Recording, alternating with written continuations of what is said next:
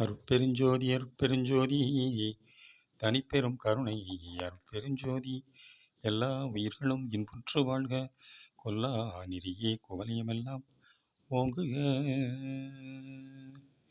திண்டுக்கல் சுவாமி சரவணானந்தா அவர்கள் வழங்கிய சுத்த சன்மார்க்க சொற்பொழிவு உரை நூல் ஒன்று வெளியாகி இருக்கிறது. அதிலே இரண்டாவது தலைப்பாக சுத்த சன்மார்க்கமும் தயவும் வெளியான நாள் 10/2/1980.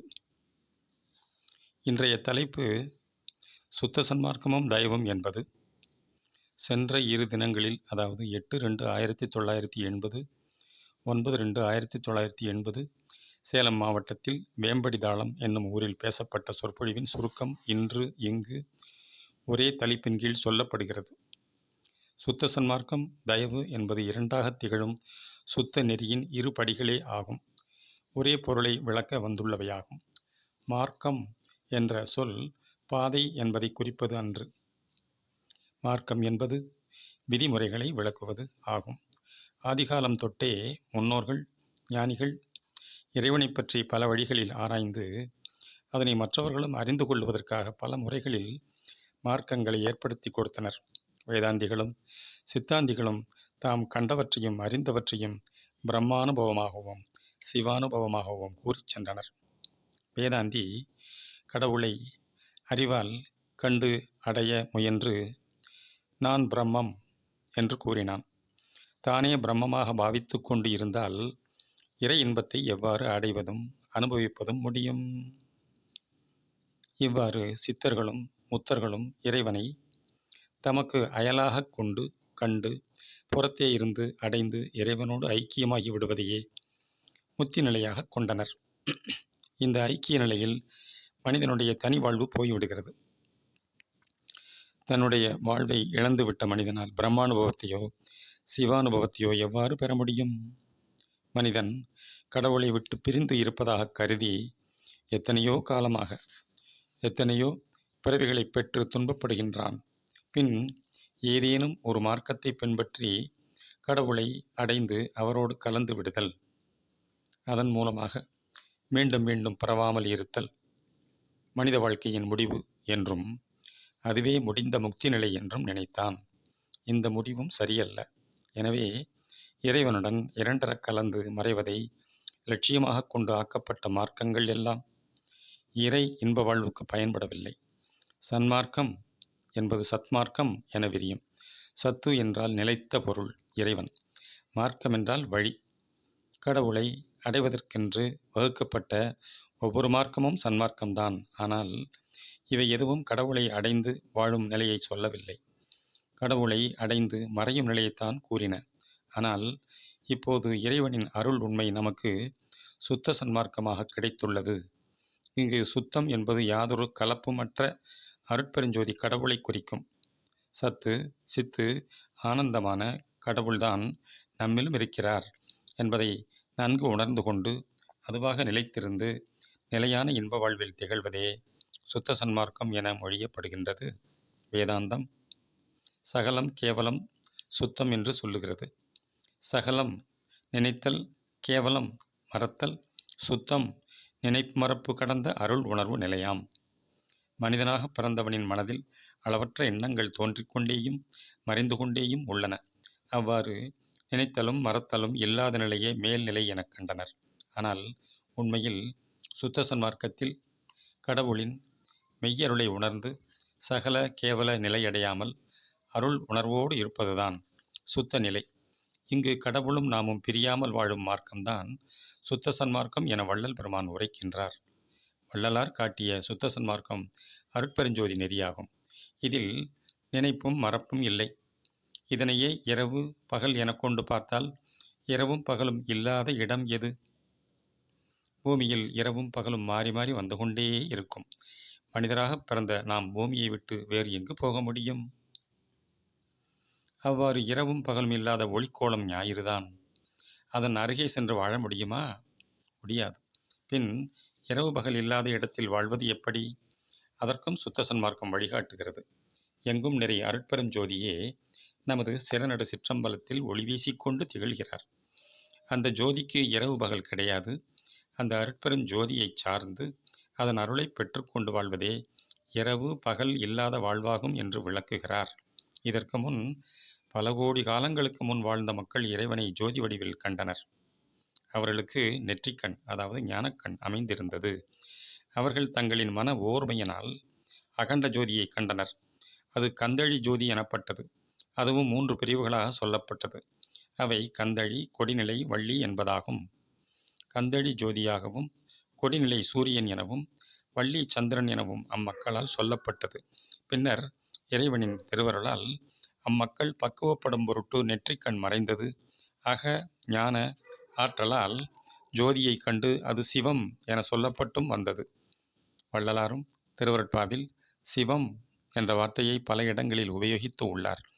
இதன் காரணமாக அவர் ஒரு சைவ சமயத்தைச் சார்ந்த குடியில் பிறந்தது, பெற்றோர் சைவத்தை பின்பற்றியது ஆகியவையாக இருக்கலாம். ஆனால் அவர் பின்பகுதியில் முழுவதும் அருட்பெரும் ஜோதியையே நடுவாக கொண்டு பாடல்களை பாடியுள்ளார். இங்கு சிவம் என்ற சொல்லில் சி கடவுள் ஒளி, வ அருட்பெரும் சக்தி, இம் என்பது மெய்யான இன்பம், சச்சித் ஆனந்தமே சிவமாகச் சொல்லப்பட்டது. கந்தழியாகவும் சிவமாகவும் அருட்பெரும் ஜோதியாகவும் உள்ள இறைவனை நாம் எவ்வாறு அறிந்து கொள்வது? மனித பிறவி கொண்டவர்க்குத்தான் 6 அறிவு கொடுக்கப்பட்டுள்ளது. அந்த 6வது அறிவு பகுத்தறிவு எனப்படும். ஆனால் கடவுளின் உண்மை இந்த பகுத்தறிவுக்கும் அப்பாற்பட்டதே ஆகும். பின் படிப்பறிவால் அறிய முடியுமா? பள்ளியில் படித்து பெறும் அறிவும், நூல்களை படிப்பதால் பெறும் அறிவும் பெரும் பயன் அற்றவையே. இவை வெறும் உபாய ஞானமேயாகும். ஆனால் சத்விசாரத்தால் மன ஓர்மையும் அருள் உணர்வும் ஏற்பட்டு அதனால் கிடைக்கும் கடவுள் விளக்கமே உண்மை ஞானம் எனப்படும். இதுவே கல்வி எனப்படுவதாகும். திருவருட்பிரகாச வள்ளலார் தமது அகமிருந்து அருட்ஜோதி கல்வி கிடைக்கப் பெற்றார். இந்த அருட்ஜோதி கல்வியால் தன் தேகத்தையே அருள் இயல் வடிவாக்கி கொண்டு என்றும் விளங்குகிறார். அவர் கற்ற கல்வி அகக்கல்வி மட்டுமல்ல, சாகா வாழ்வில் நித்தியமாய் நிலவச் செய்யும் சாகா கல்வியேயாகும்.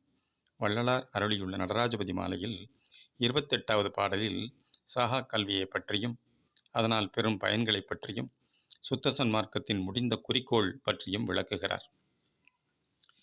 சாகாத கல்வியே கல்வியொன்றே சிவம் தான் என்று அறிந்த அறிவே, தகுமறிவு மலமைந்தும் வென்ற வல்லபமே தனித்த பூரண வல்லபம், வேகாத காலாதி கண்டு கொண்ட பொருளும் விளைய விளைவித்த தொழிலே, மெய்த்தொழிலதாகும் இந்நான்கையும் ஒருங்கே வியந்தடைந்துலகமெல்லாம் மாகாதலுரையலாம் வல்ல சித்தாகி நிறைவான வர இன்ப மயமாம் மன்னும் இது நீ பெற்ற சுத்த சன்மார்க்கத்தின் மரபென்றுரைத்த குருவே, தேகாதி 3ம் நான் தருமுன் அருள் செய்தென்னை தேற்றி அருள் செய்த சிவமே, சிற்சபையின் நடு நின்ற ஒன்றான கடவுளே தெய்வ நடராஜபதியே. இப்பாடலின் மூலம் சுத்த சன்மார்க்கத்தின் 4 நிலைகள்: 1 சாகா கல்வி, 2 ஒன்றே சிவம் தான் என்று அறிகிற அறிவு, 3 ஐம்மலம் வென்ற வல்லபம், 4 வேகா காலாதி கொண்டு எப்பொருளும் விளைவித்தல். சத்விசாரத்தால் ஆன்ம கடவுள் உண்மைகளை பற்றி அறிந்து நம் சிற்சபையில் ஒளிர் சிவபதியே தான் என்று கண்டு தெளிந்து எவரிடத்தும் எவருள்ளும் எப்பொருளிடத்தும் பற்று இல்லாமல் எங்கும் எதனிலும் அருட்பெருஞ்சோதியின் ஒப்பற்ற அருள் வடிவத்தைக் கண்டும் உயிர் விளக்கம் உடல் விளக்கம் பெறச் செய்ய நம்மால் இயன்ற பணியை செய்து வந்தால் நாம் பெறுவது நித்தியானந்த வாழ்வே ஆகும். இதுவே சுத்த சன்மார்க்கத்தின் முடிந்த குறிக்கோள் என்றும் அறிகிறோம். மேலும் இறைவனின் திருவருளால் நம் அகமொழிர் ஜோதியை அந்த ஜோதியின் அருளாலே மட்டும்தான் அறிய முடியும். அந்த அருள் ஞானமும் 2 படிகளாக முன்ஞானம் பின்ஞானம் எனச் சொல்லப்பட்டது. முன்ஞானம் என்பது உடல் பற்றும் உயிர் பற்றும் ஆன்மா தான் என்பதையும் கடந்து அருள் விளக்கம் ஏற்படுவது ஆகும். பின்ஞானம் என்பது ஆன்மாவில் கடவுள் அருள் உண்மையும் மனிதனின் தான் என்ற ஆணவ உணர்வு நிலை பகுதியும் உயிர் உடல் ஆகிய 2 நிலைகளும் தான் திரிதேக சித்தி நிலையாய் அருள் இறை அனுபவம் வெளிப்பட்டு அனக வாழ்வை கொடுக்கும். இவை நிறைவேறுவதற்கும் திருவருளின் துணை வேண்டும். இவ் 2½ நிலையே 2½ நாழிகை 2 அரை நாழிகை என்பது 1 மணிக்கு சமம் என்பர். இதனை வள்ளலார் தம் அனுபவத்தால் உணர்ந்து மற்றவர்களும் உணர்ந்து கொள்ளும் பொருட்டு தம் பாடலில் அனுபவ உண்மைகளை விளக்கியுள்ளார். என் சாமி எனது துறை என்னுயிர் நாயகனார் இன்று வந்து நான் இருக்கும் இடத்தில் அமர்கின்றார். பின் சாரும் 2½ நாழிகைக்குள்ளே எனது பேருடம்பில் கலந்துளத்தே பிரியாமல் இருப்பார். தன் சாதி உடைய பெருந்தவத்தாலே நான் தான் சாற்றுகின்றேன் அறிந்திதுதான் சத்தியம் சத்தியமே. மின்சாரம் இடைமடவாய் என் மொழி நின்றனக்கே வெளியாகும் 2½ நாழிகை கடந்த போதே. சுத்த சன்மார்க்கத்தில் சத்விசாரத்தால் முன் 2½ விளங்கி நிற்பதாகும். பின் 2½ பரோபகாரச் செயலால் அனுபவத்தில் வாழ்வதாகும். அருட்பெரும் சித்தியோடு என்றும் வாழ்ந்து கொண்டிருப்பதே சுத்த சன்மார்க்கத்தின் நித்திய இயல்பாகும். சுத்த சன்மார்க்கத்தின் நிலை கழுத்துக்கு மேற்பட்ட உண்மைகளை உடையது. மற்றவர்கள் எல்லோரும் கடவுள் உண்மை கீழிருந்து மேல் நோக்கி சென்று அடைய வேண்டும், கடவுள் இதயத்தில் இருக்கிறார் எனவும் 6 ஆதாரங்களிலிருந்து ஒவ்வொன்றாக கடந்துதான் இறைவனை காண வேண்டும் எனவும் சொல்லி வைத்தனர். இம்முறைகளினால் மனிதனுக்கு நிலையான பேரின்ப வாழ்வு கிடைத்ததா எனில் இல்லை.